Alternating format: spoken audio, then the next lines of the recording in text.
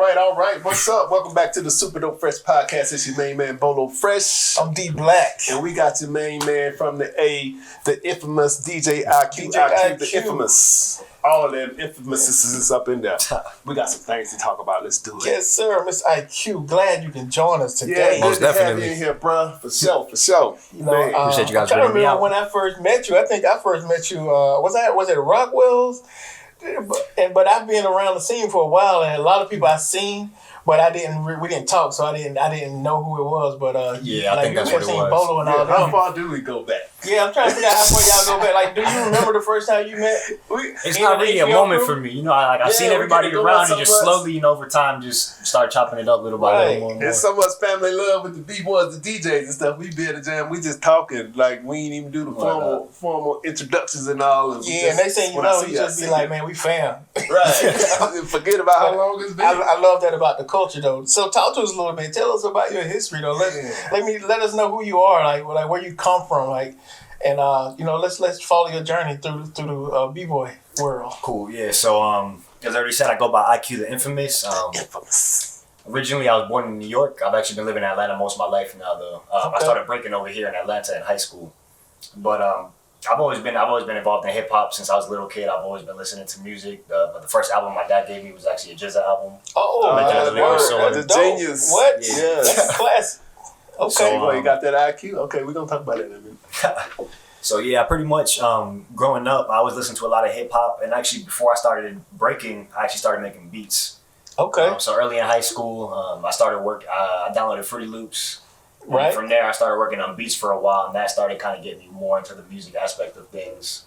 From there, I started digging for more samples, and then a few years later, when I was a junior in high school, there was a cat named Alex. It was a Cambodian cat. He was a b-boy. Okay. So he actually moved to my high school. And ironically enough, what happened was when he came to my high school, immediately he was mad cool. So he was always breaking after school, and everybody would just chill after school. He would just be busting out windmills and everything, and he got popular real quick in the school. Nice. But he didn't have anybody else to break with. There wasn't any other people. So was he like the only dancer in the whole school? There were some others that popped up later, but at that time, he was the only b-boy in the school. Like really get down. Yeah, so what happened was he was actually trying to teach other people to break. He was starting to host like workshops after school and everything like that. And everybody was showing up. Like he would have workshops with like 50 people sitting after school. And ironically enough, when he first started doing it, I actually didn't even really want to be a part of it because I felt like everybody was jumping on that bandwagon. So I was just kind of doing my own thing. I was just really with my music. But we ended up getting cool just outside of breaking, not even on a dancing tip. We just ended up getting cool. And he kept telling me, yo, try this, try a handstand real quick, or try baby freeze. He taught me a couple little things, and then after that, I actually ended up kind of falling in love with it. So I got hooked on breaking from there, and then actually all the other people that were all those 50 people that were taking the workshops, all of them quit. But then like a month or two, they all fell off. You know, I was the only one for a second, man. I forget, like I couldn't be so old school. I met half y'all were high schoolers, 14, 15 years old. I'm old, y'all. I'm old. But I guess it does take a certain level of commitment to even to learn some of the things. Because I've watched from before. I've watched. So to master the moves and things like that, I guess it does take a while. And if you're not committed, you're not going to last. B-boys make it look easy. They little easy looking moves. Years of work. Yeah, it's a lot of them are years of time. So you were b-boying first before DJing too? So yeah, DJing actually came a little bit more recently, and and really none of this was planned. It was kind of funny. So after I got into the b-boy scene, that was an easy fit for me because I already listened to the music, like the culture had already spoke to me. So gotcha. And definitely shout out to HBO too because when I first started out, Loose Screws was going on. We had Evolution 4, everything like that. So that really just once I went to my first Loose Screws, it was a wrap. You know what I'm saying? Yeah, we had the city on lock during those times right there. Yeah, so that got me in. So, of course, I was traveling a lot. I've been breaking for years. And then actually DJing, I actually bought a controller not even wanting to DJ. What happened was I was just trying to scratch over my beats. And this was before I realized how complicated scratching was. I thought it was just, I thought I was just going to grab this controller and just come DJ from here. You know what I'm saying? Yeah. Right. So I grabbed the controller, and then what ended up happening is I was practicing a lot. I was just at the crib. Pretty much every day I was coming home, not even eating, just messing around because it came with Serato DJ. So I just ended up messing with it for fun. And actually 2 weeks after I started DJing, I went to go hang out. I was with I was with Vega and Shinobi. Okay. Oh yeah. So they were working at this other company called Vibe Entertainment. Right. They were doing like weddings and bar mitzvahs and stuff, and they were dancing over there. But I went to go chill with them at the warehouse, and some of the people that were helping run that company, they were these two cats from Philly, Jamal and Khalil. So those are the guys that I really give credit to really show me the ropes as far as DJing. Okay. So once I got over there, I was messing around a little bit. I didn't really know too much. I was just DJing for a couple weeks. I knew a bit about the music side from making beats, but I didn't really have any DJing experience yet. But I think they just saw potential in me, and they were like, "Yo, we can get you working over here. Just come with us. Took you under the wings." Yep. Hey man, I think that's an important thing that a lot of people leave out. We talk about it all the time, especially in business. One of the first steps when I moved up into management, people say get a mentor. Like find somebody you can learn from, somebody that's already done it, somebody that's been successful at it. So I think that's something that get glossed over until we talk to people like you that have found some level of success in learning new things. And you just said the key thing, like you find your mentor, you find some people that's gonna take you under their wing. So I think that's important to make sure people hear.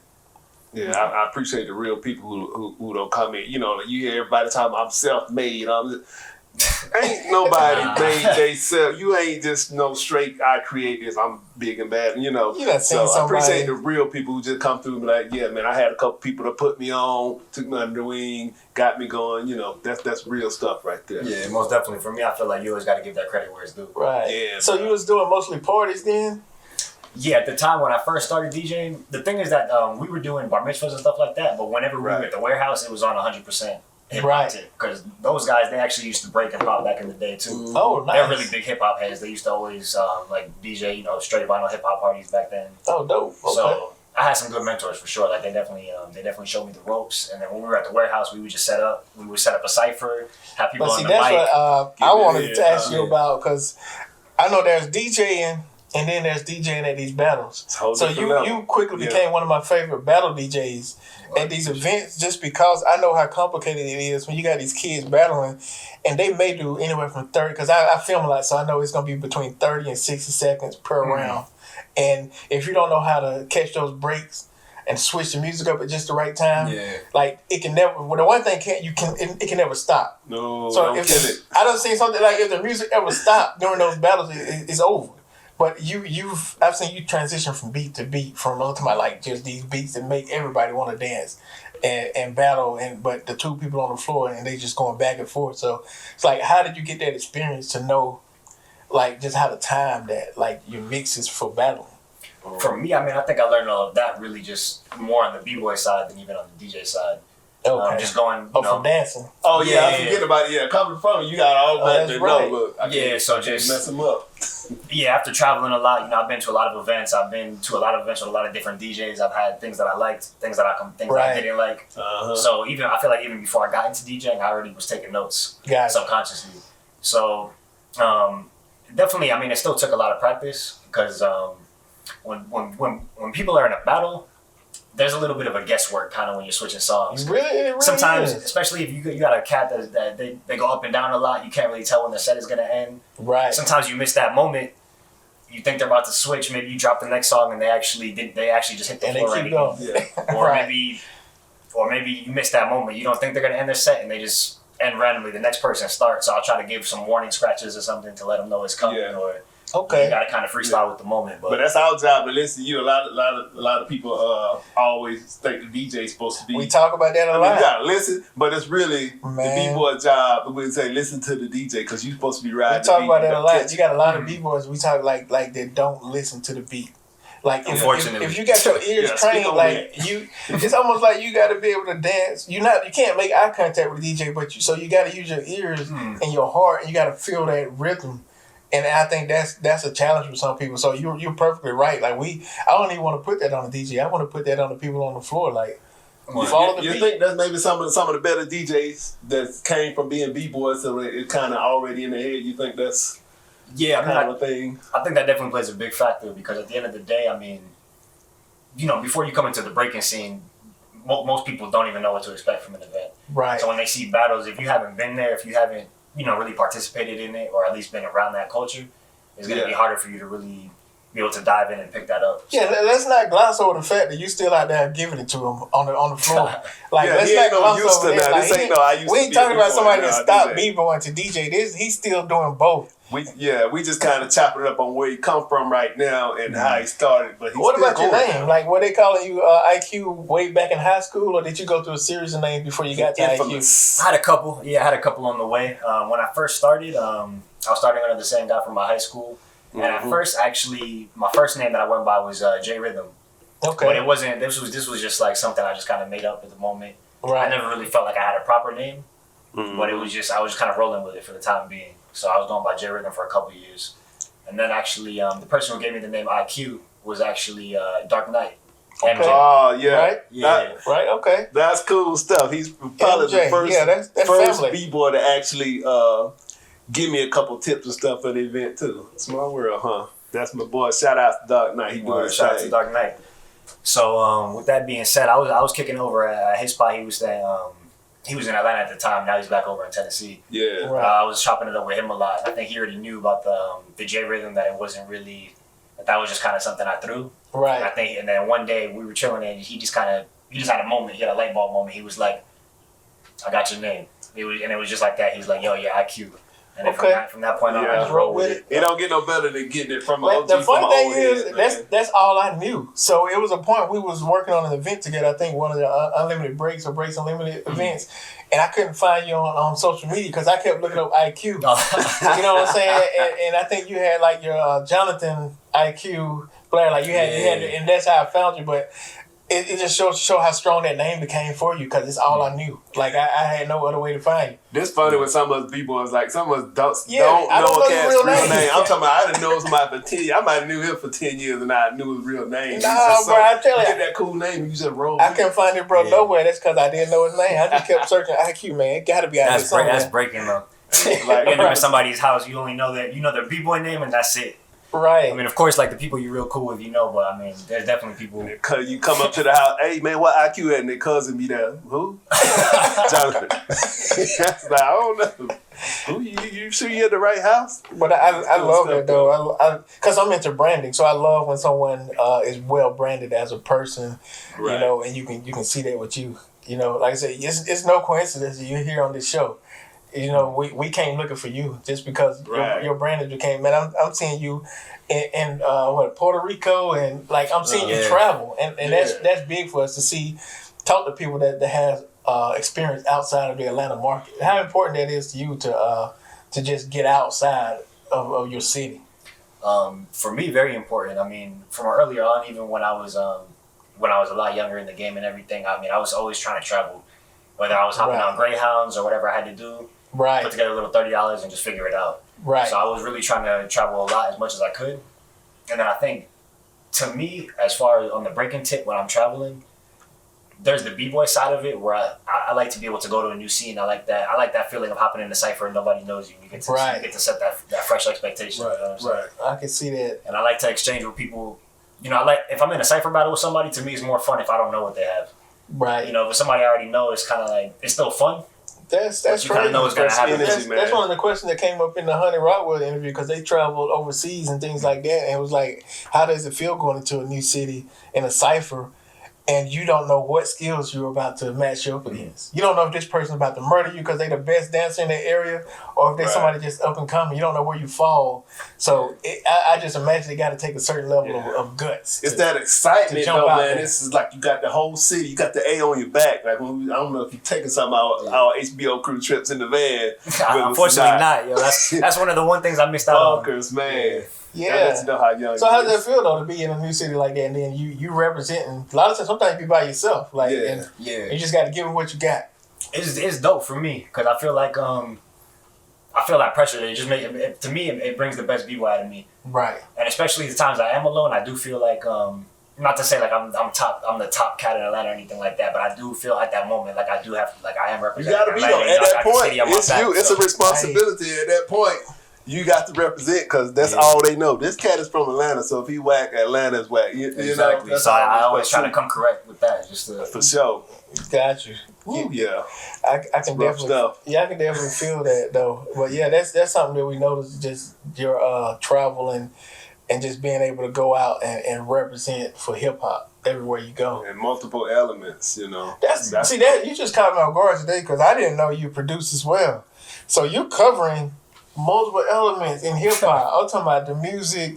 Like, do you do graffiti? Like, this ain't no regular if you tell me you do some graffiti, I'm gonna be like, dang, man, come on. I got a black book, but no, I'm not a writer. I'm not on that Hey, level. he got a black book. Y'all watch out. I can't wear that. I can't rock that title yet. You ain't gotta be official. He got a black book. He got the black book, so he putting something in it. Maybe he ain't big time, but still, you know what I'm saying? Like, a couple cans. It might not come out too fire, but that's all good. Nah, I love to hear those stories. I love to see people that are really taking hip hop to new levels. You know, do a craft that they actually practice. You know, it's a lot of people that call themselves DJs, call themselves b-boys, but they don't practice. Yeah. They just, you know, it's something they want to do. But to see somebody that's actually, you know, working toward that craft to get better every day. Yeah, we like to establish that on the show right off the bat, to get your history and everything, let people know this not no culture vulture. Like you spoke on the folks at the school that started on from the beginning, they dropped out quick once they seen how real it is being a b-boy and having to practice and the workout that you having to do. This ain't no average cat type of stuff. Yeah, and you got to earn that title, in my opinion. You know what I'm saying? Right. As far as before I call myself a b-boy or DJ, for that reason I say I'm not a writer. You know, I mess around a little bit, but I haven't done enough in that element to earn that title. Gotcha. So I feel like that's something that you got to put in work and really. Yeah, lifestyle. I mean, I'm an artist. I draw, paint, everything, but I won't call myself a girl like this. Bolo does that, like, but you know, I never really messed with that element. So, yeah, I think you have to be honest. But in this culture, if you're not, you will get called out at some point. Somebody gonna get you. Especially as a b-boy, just imagine though, like you go to these jams, you don't know who's gonna call you out. So if you walk around, you know, trying to front or flex like you the top man, somebody's eventually gonna call you out for a round, and you're gonna have to show yourself in front of everybody. We done seen plenty of them, right? The one trying to claim the top Atlanta, the top this, top that. Hey, what? Are you with a crew now? Yeah, my crew is Hip Hop Monks. Okay, and actually. Talking about the hip hop tip, our thing is we're a hip hop crew. We don't consider ourselves a breaking crew. Gotcha. And all of us don't break. There's 4 of us. All of us do break. I take that back. But we're all trying to be involved in more than one element. Everybody not just break. That's important. Okay. I mean, that's kind of what you see with us right now. Like I've always done the business and the, you know, just setting things up, the websites, promotions, but I wouldn't call myself a breakdancer. Yeah. You know, but my brothers have. So we got all these different elements, and I think that's why we've expanded so much to clothing lines and podcasts and now event sponsors. You know, and I think it's important for y'all to do that. So I applaud that effort right there. Yeah. About how many is in your crew? It's 4 of us right now. Nice. Okay. Y'all got a movement. That's a movement right there. Boys, yeah. Yeah, just keeping it to the fam right now. Have they traveled with you? I know you've been like South America, way across, and like doing some real travel. They ain't just going to the next state and the next region. Like you've been out there. It actually sucks because actually all of us, we were supposed to go to Puerto Rico this Wednesday. Oh, really? Yeah, I was actually going to be spinning 2 events out there, and there was a crew battle, so we were actually going to enter the first time of all of us. Oh, man. So yeah, we was actually looking forward to it. We got... Yeah, but, Corona we're getting there. We're gonna get back to it. This time is messed up a lot of plans. Link up on the travels with you. But actually, it's helped us because we were able to get some people that we normally couldn't catch this time of year. We were able to get them on the podcast and have some conversations. Yeah, see, you usually would have been on the run, rolling. Yep. Yeah, but we still it's good stuff though. Yeah, and then we still get to promote your brand and let other people know about you, expand your audience a little bit. So I think it kind of works for everybody, you know. Most definitely. Yeah, that's dope. So IQ name came from MJ. Started that. Okay. Cool. Yeah, see, it's just a good connection from an old school cool cat, man. MJ still teaching young cats everywhere, you know, coming out of Tennessee. But he's one of the first ones that put me on to some moves and things too. I think we were at the Dollar Jam with Burn Unit at Georgia Tech. And I was before my time. But that was the spot where he kind of took me under the wing a little bit when I was just getting in, and I'm older than him, you know, and showing me some things. So yeah, we're gonna take a break right now, and then we're gonna come right back with more with IQ the Infamous. The infamous IQ the there Infamous. You go. It's added to his name. That's the whole name. You gotta go forwards, backwards. IQ is the place to be. SupaDopeFresh podcast. Yes.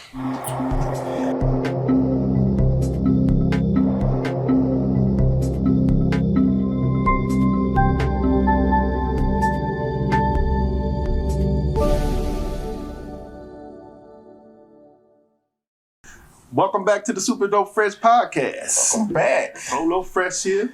We got Bolo D Fresh, Black. D Black. And IQ, the infamous IQ. That's the whole name. DJ IQ. We're back again, and we want to keep the conversation going. You know, we've been really digging into your past, your history, where you come from. Now it's like let's spend some time just talking about it now. Let's talk about like all the things you've been experiencing this point. I even I know you are like into the battling, the ciphers and stuff like that. Like, take some time to tell us about your. Do you remember your first battle? Yeah, I do. I feel it. What was it? My first battle was actually at it was a Waba event. Okay. Yeah, I remember I battled. It was M0. This cat, Brandon. Oh, the Wapa spot. Yeah. Okay. Yeah, so I remember my first battle. I remember it vividly.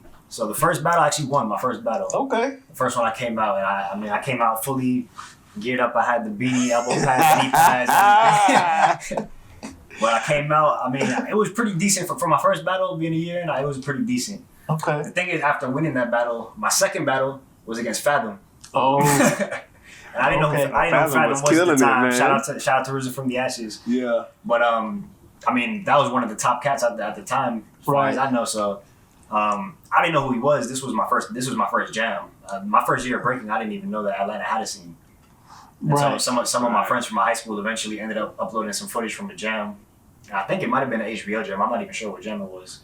But once I stepped out, they just called J Rhythm versus Fathom. And once they said Fathom, everyone in the room was just like, oh. You know it's I already knew what it was. Yeah. That's when you know it's about to be a murder on the dance You have floor. those moments. I don't. But to me, man, I hate when people do that. I'm like, man, why y'all do that, man? Like that? You don't know this cat. You don't know why y'all? Because now you done messed up his head. But they do that a lot. Like you get somebody to start, they be like, oh. Yeah, and I got smoked. And the thing is, I wouldn't go first. I was nervous after that. I'm not gonna lie. So I didn't go out first, and he probably didn't know who I was either. I'm sure he knew he could beat me, but he threw a hard body round at me. Okay. So I came out. I mean, that was my first smoke.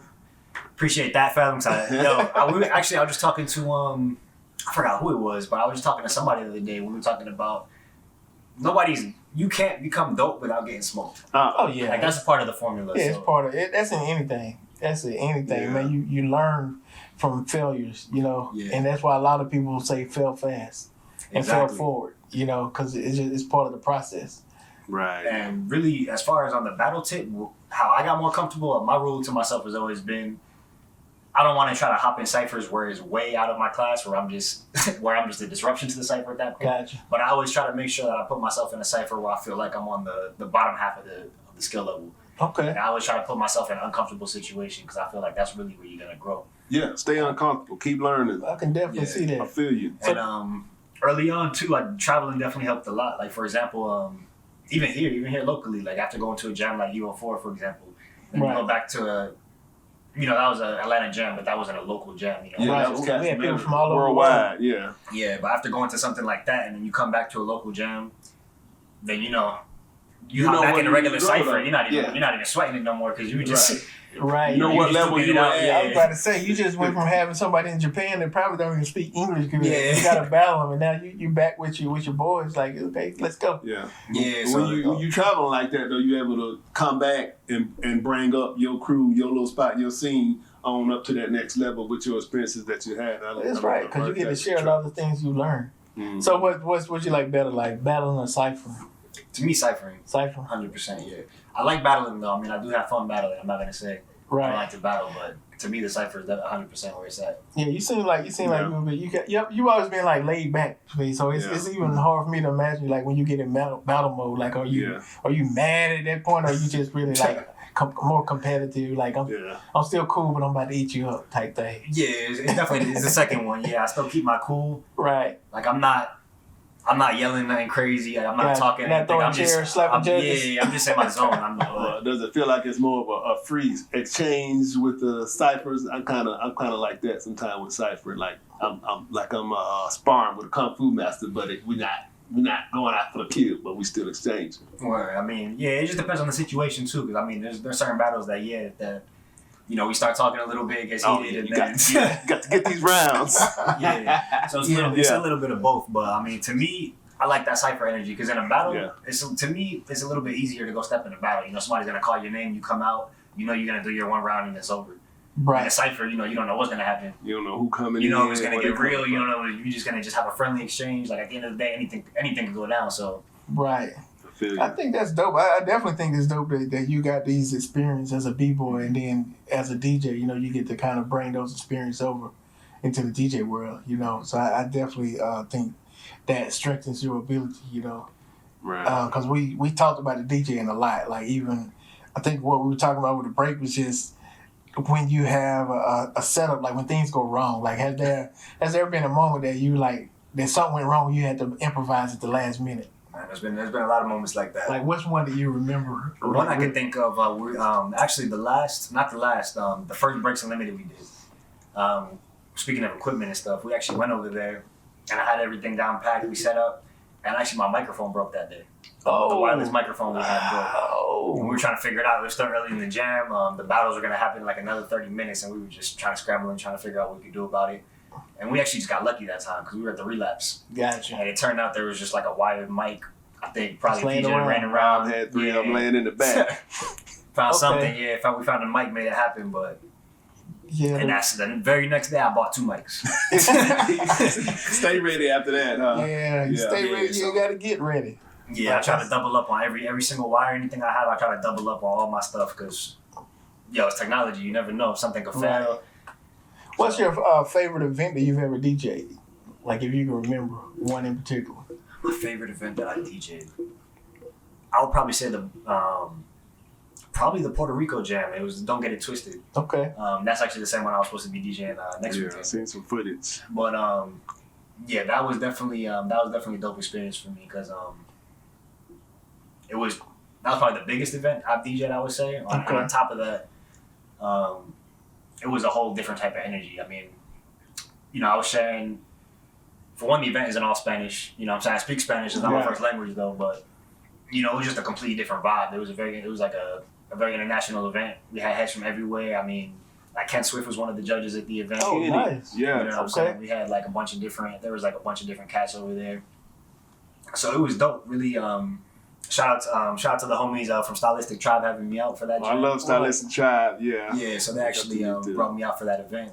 That's one of the things I do love about this culture is that I've met some of the most historic figures ever, like in breaking, just by being around the HBO crew and just being around, like as you go to these events, it's almost like nobody's untouchable.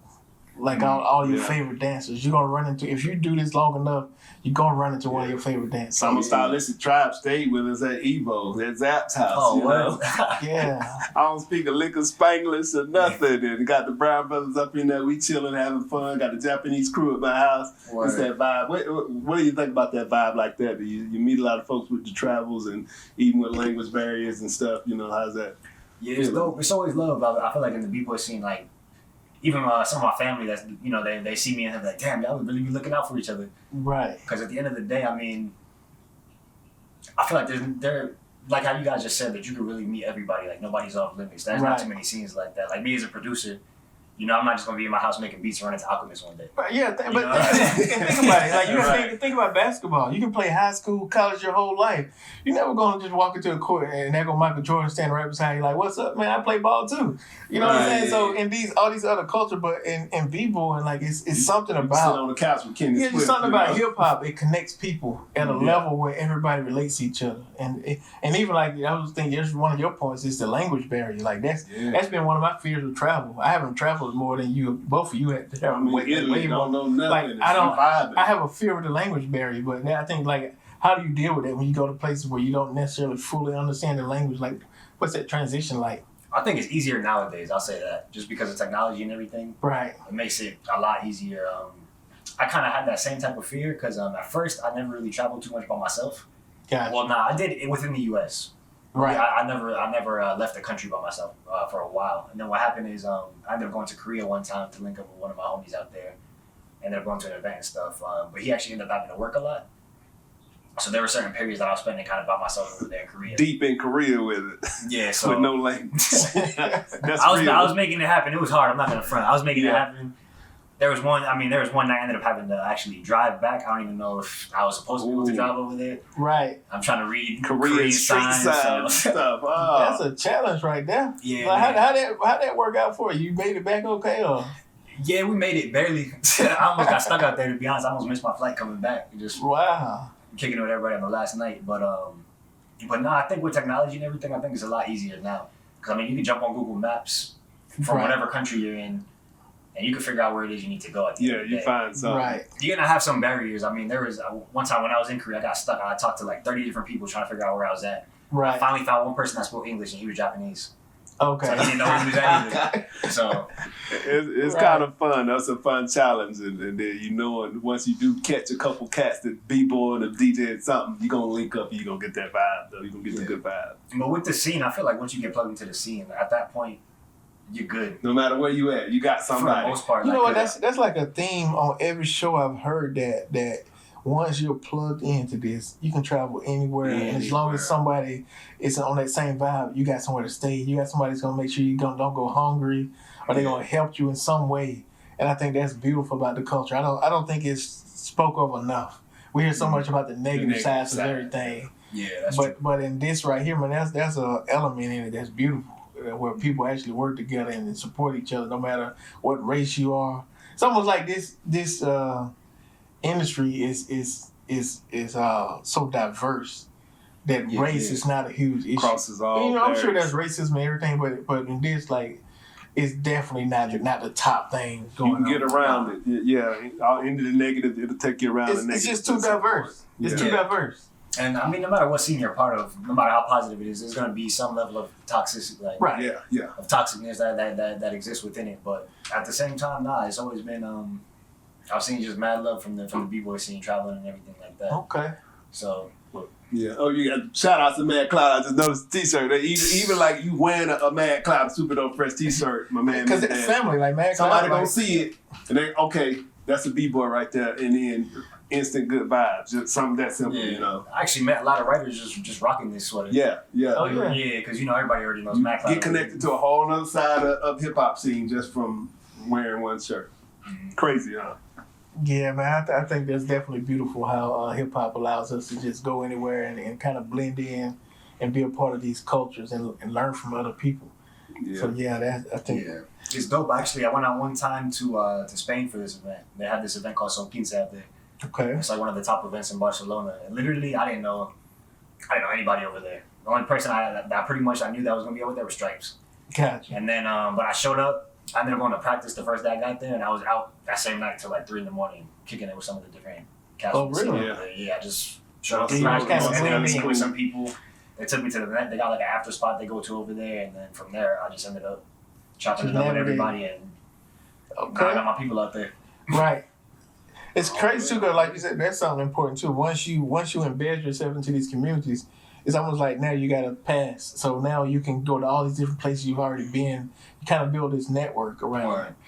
And I try to show the same love here in Atlanta too. Whenever we have events and people fly in, I always, if I could help somebody out with a place to stay or whatever it is. Man, that's that's an unsaid thing. You got to show love. I'm glad you said that. We sponsor a lot of jams, and that's one of the things. Like we've sent some people to jams and things like that. And when I always ask them, like, how were you treated?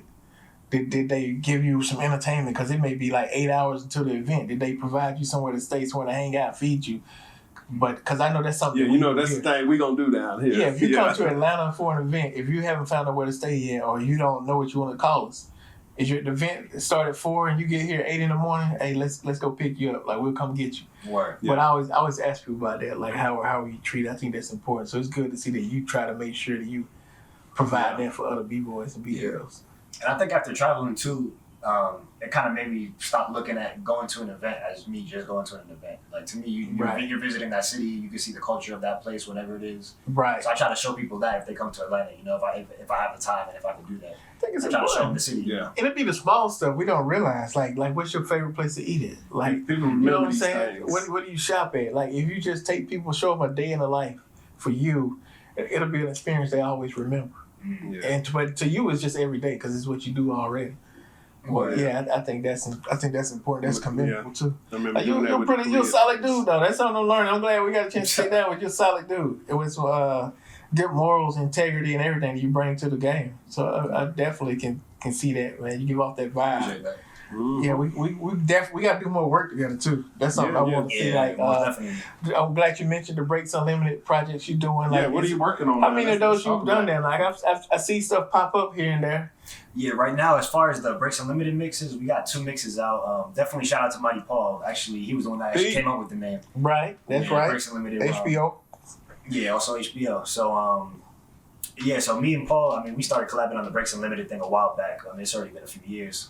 And actually, everyone knows the events and the mixes and stuff, but me and PJ, we actually were labbing on some music, on a music tip more than anything. Oh, right. So he would be coming through with the guitar and everything. Right.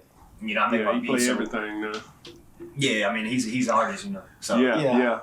Okay.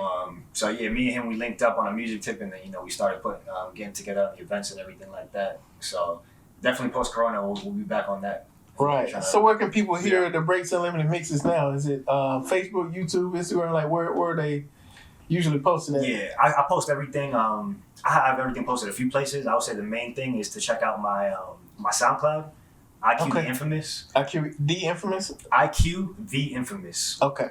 I also have a website up, IQtheinfamous.net. All one word, no spaces or anything. Nice. So IQtheinfamous.net. I have all my DJ mixes up there. I've got some beats up there. Some b-boy battles and some different things. So pretty much all the information is right there on the website. Dope. We want to get with you because we want some SupaDopeFresh mixes. Like we need to get a few. So we can talk the business behind that. So what kind of deal we need to put together. We don't collab. I think it's important for us to keep collabing. Like we talk about all the time, like circulating money within our community. I think we helped sponsor one of the Breaks Unlimited events that was at Rockwell a while ago. So it's like that's one that we want to make sure that we always doing our part to help out. Word. You know. Yeah, we gotta support each other at the end of the day because it's just us. Yeah. Really just lift each other up. Yeah, it's a lot of work to do, but the rewards in it is what I see. Like people remember it, and I just like to see people come out and have a good time. Word. You know, and forget about their problems for at least those few hours.